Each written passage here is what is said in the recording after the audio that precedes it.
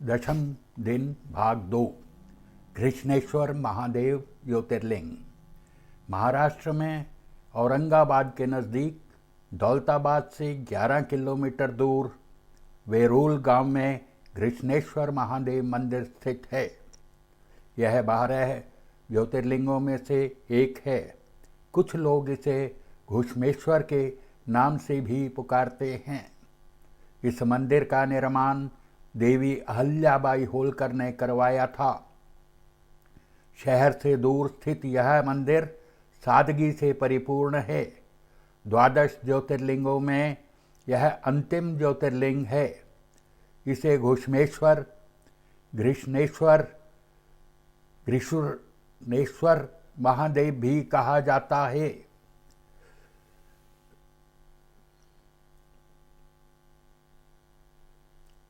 यह मंदिर 13वीं व 14वीं शताब्दी के दौरान हिंदू मुस्लिम युद्धों के दौरान दिल्ली सल्तनत द्वारा नष्ट किया गया था। इसे मुगल मराठा संघर्ष के दौरान कई बार नष्ट व पुनः निर्माण किया गया था। 16वीं सदी में वेरूल के मालोजी भोसले, शिवाजी के दादा, ने फिर से मंदिर का निर्माण किया था।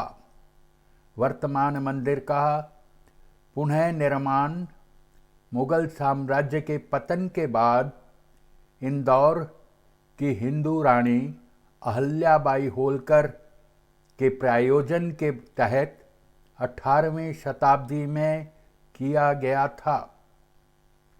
घृष्णेश्वर मंदिर दक्षिण भारतीय मंदिरों की वास्तुकला शैली और संरचना का एक उदाहरण है।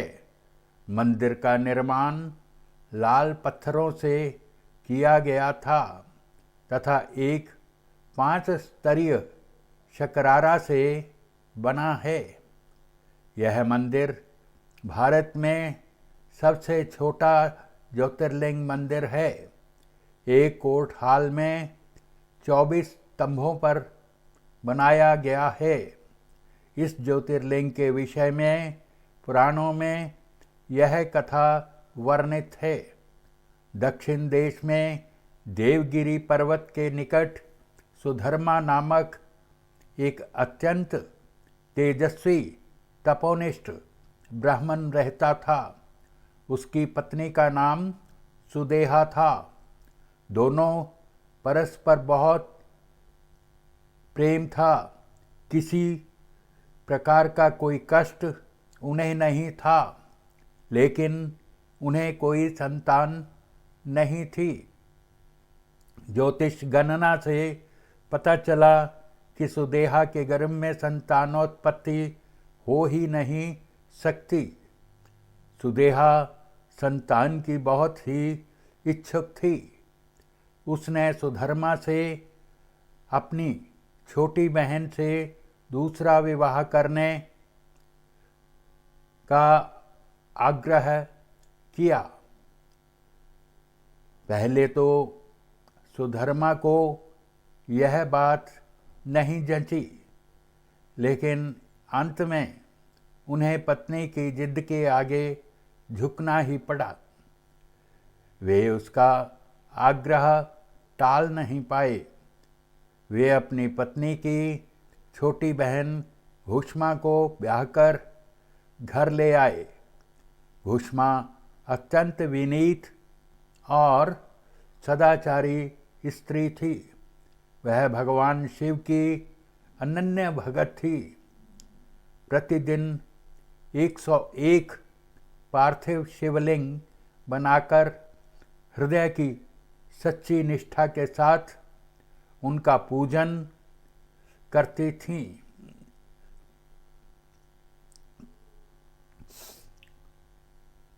भगवान शिव जी की कृपा से थोड़े ही दिन बाद उसके गर्भ से अत्यंत सुंदर और स्वस्थ बालक ने जन्म लिया। बच्चे के जन्म से सुदेहा और घुष्मा दोनों के ही आनंद का पार न रहा।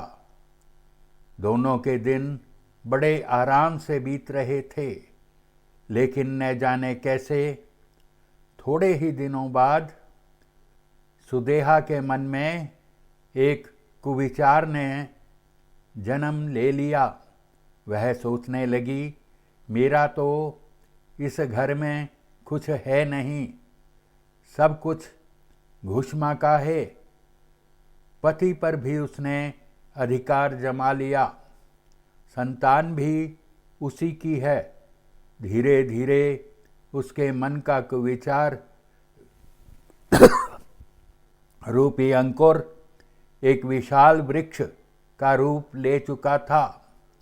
इधर घुष्मा का वह बालक भी बड़ा हो रहा था। धीरे धीरे वह जवान हो गया, उसका विवाह भी हो गया। अंततः एक दिन उसने घुष्मा के युवा पुत्र को रात में सोते समय मार डाला। उसके शव को ले जाकर उसने उसी तालाब में फेंक दिया जिसमें घुष्मा प्रतिदिन पार्थिव शिवलिंगों को पधारा करती थी। सुबह होते ही सबको इस बात का पता लगा। पूरे घर में कोहराम मच गया। सुधर्मा और उसकी पुत्रवधू दोनों सिर पीट पीट कर फूट फूट कर रोने लगे, लेकिन घुष्मा नित्य की भांति भगवान शिव की आराधना में तल्लीन रही, जैसे कुछ हुआ ही न हो। पूजा समाप्त करने के बाद वह पार्थिव शिवलिंगों को तालाब में छोड़ने के लिए चल पड़ी। जब वह तालाब से लौटने लगी, उसी समय उसका प्यारा लाल तालाब के भीतर से निकलकर आता हुआ दिखलाई पड़ा। वह सदा की भांति आकर घुष्मा के चरणों पर गिर पड़ा, जैसे कहीं आसपास से ही घूमकर आ रहा हो। इसी समय भगवान शिव भी वहाँ प्रकट होकर घुष्मा से वर मांगने को कहने लगे। वह सुदेहा की घिनौनी करतूत से अत्यंत क्रुद्ध हो उठे थे।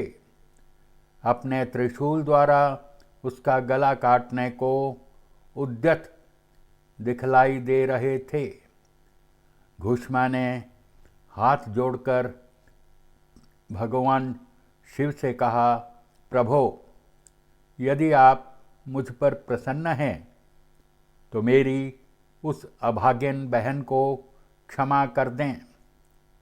निश्चित ही उसने अत्यंत जघन्य पाप किया है, किंतु आपकी दया से मुझे मेरा पुत्र वापस मिल गया।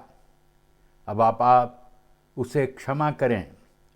प्रभो, मेरी एक प्रार्थना और है। लोक कल्याण के लिए आप इस स्थान पर सर्वदा के लिए निवास करें। भगवान शिव ने उसकी ये दोनों बातें स्वीकार कर लीं।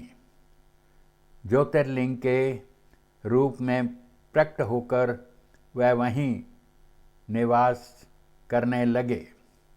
सती शिव भक्त घुष्मा के आराध्य होने के कारण वे यहाँ घुष्मेश्वर महादेव के नाम से विख्यात हुए।